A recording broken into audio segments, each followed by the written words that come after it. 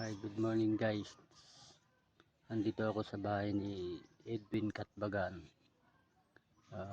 Gusto ko siyang tulungan pero wala akong maibigay kaya tutulungan ko na lang siya para makahingi ng tulong sa inyo guys.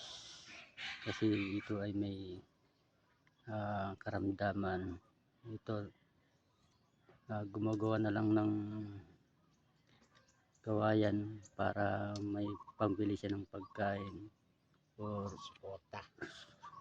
gamot. Ito ay humihingi siya ng suporta sa inyo para pambili ng gamot, therapy, ganyan guys. Ito guys. Gandang umaga po. Tanghali pala.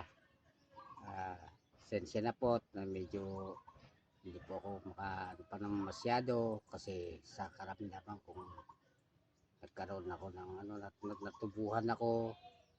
Sana matulungan ninyo ako. Laking pasalamat po sa inyo lahat. Salamat. Ayan guys.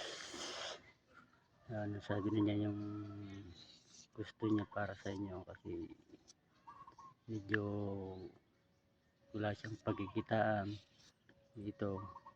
Ganito lang ginagawa niya. Okay guys, maraming salamat. Nakita ninyo